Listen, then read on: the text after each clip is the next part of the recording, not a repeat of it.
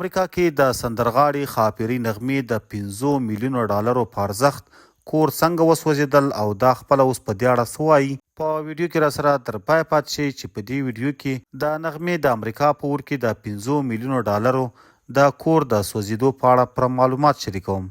خو ویډیو شروع کول نه مخکې تاسو څخه همدا یوه هیله او خواست دی چې که تاسو زموږ په چینل نوي یاست او یا مو هم تر اوسه زموږ چینل نوي سبسکرایب کړی نو مهرباني وکړئ پښتون ټایم یوټیوب چینل همدا اوس سبسکرایب کړئ.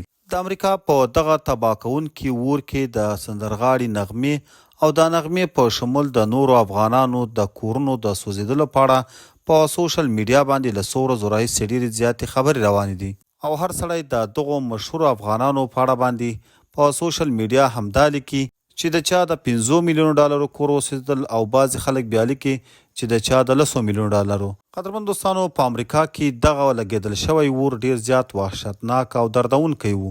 داسې نشو ویلی چې په امریکا کې دغه اور کورونه نه دي سوځولي او یا یې هم څه تباهي نه ده جوړه کړې. په امریکا کې د امریکا د کالیفورنیا په یوه علاقه کې دغه اور ډېره تباهي جوړه کړې ده او د بعضې خلکو یې کورونه هم سوځولي دي. داسې ویل کېږي چې د دغه ځای د خلکو یې 100,000 کورونه ورسوځولي.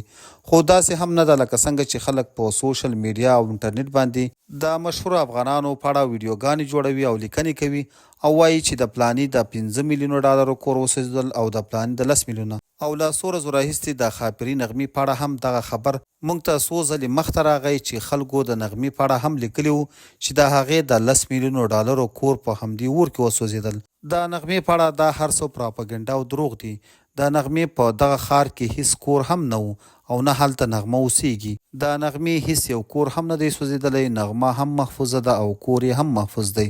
بس دا هسې د خلکو چټیات او پراپګنډې دي.